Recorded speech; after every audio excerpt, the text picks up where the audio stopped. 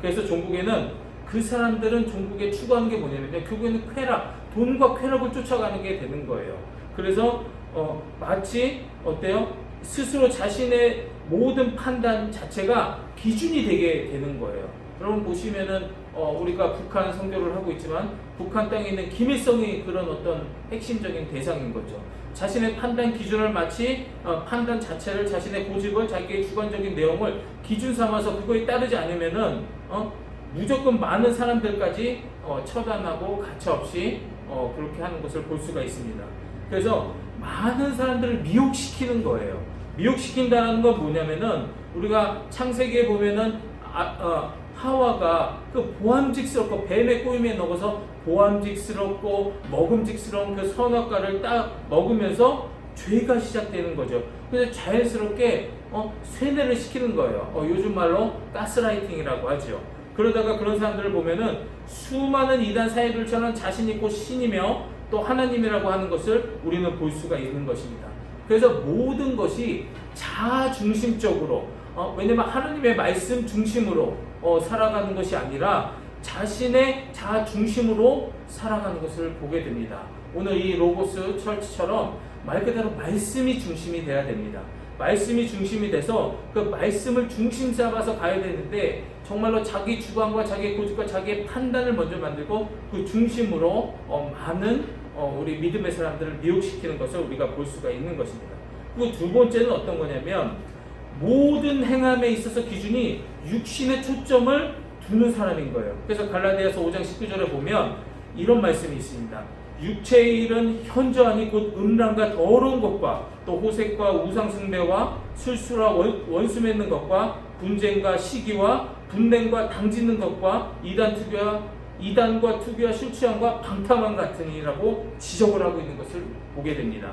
그래서 이들은 종교적으로 우상숭배와 술수와 또 이단, 즉 기독교를 바탕으로 하면서 기독교의 하나님, 우리 성삼위 하나님을 또 저주하고 살아가는 사람들인 것이에요. 그 대부분에 보면은 공산주의자들, 또 주사파들, 유물론자들을 우리가 보면서 알 수가 있는 거죠. 그러면서 도덕적으로는 굉장히 음행하고 또 더러움이며 대인관계에서는 원수를 자꾸 맺으려고 하고 또 분쟁과 시기를 조장하고 당짓는 것을 조장하고 있는 거죠. 그리고 개인적으로는 어떤 일이 벌어나는가요? 술이 취하고 방탕하고 또 막 욕심과 탐심으로 가득한 자들을 말하고 있는 것입니다. 그래서 이들은 세상을 살면서 하늘의 소망과 가치관을 두지 않아요. 절대로. 그러면서 육신의 즐거움을 위해서 모든 것을 행하는 사람인 것을 우리가 볼 수가 있는 것입니다.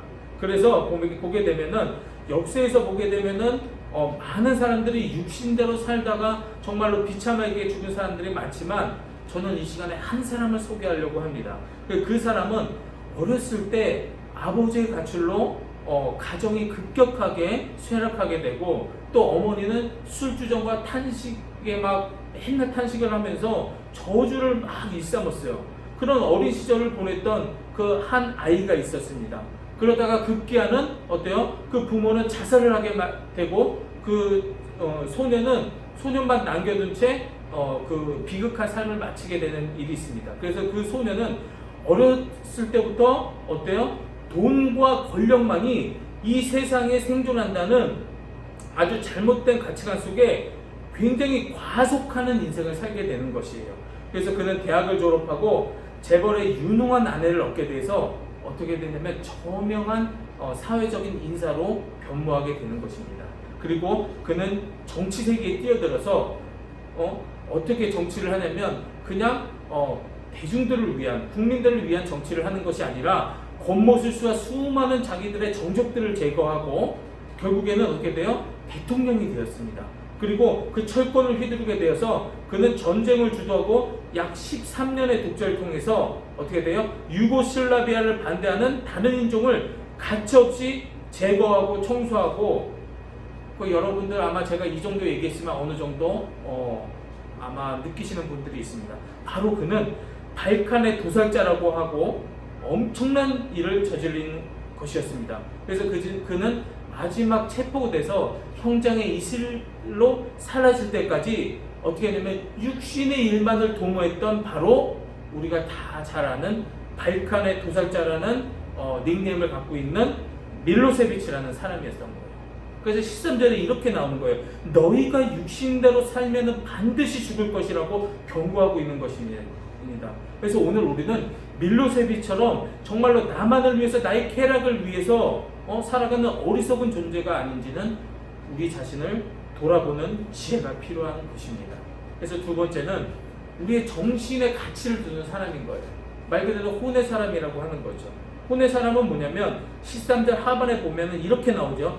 영으로서 몸의 행실을 죽이면 살리니라고 얘기합니다. 그래서 영으로서 몸의 행실을 죽이니라는 게 간단한 거죠. 하나님의 말씀이 곧 영이잖아요. 영의 양식인 거잖아요. 그래서 영으로서 나의 행실, 나의 정말 연약한 인간의 죄성이 가득한 나의 행실을 죽이게 되면은 살리는 영이라고 얘기를 하고 있는 것입니다.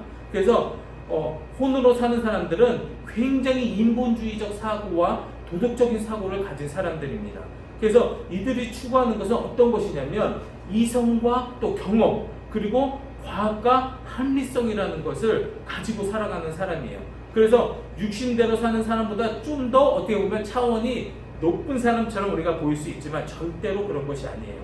그래서 이 사람들은 이성을 초점에 두고 또 과학적인 내용을 초점에 근거하면서 모든 이 세상의 현상들을 이성과 과학의 중심을 두고 있는 것이에요. 그래서 과학으로 이해가 되지 않는 것은 다 거부를 하게 되는 것입니다.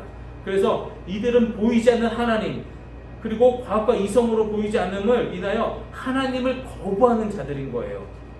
그러면서 우리가 다 아는 다윈의 진화론을 추종하는 사람들인 거예요. 그래서 진화론이라는 과학적인 가설을 만들어서 하나님의 존재와 이 세상을 창조하는 창조론을 거부하고 있는 사람들인 것입니다.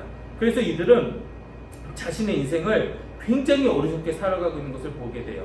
그래서 인생 자체에 굉장한 많은 노력을 기울이기도 하고 또 자신의 경험과 이성들을 근거해서 어떻게 해요? 석세스, 말 그대로 성공이라는 거에 초점을 들고 굉장히 노력하며 사는 사람들이에요.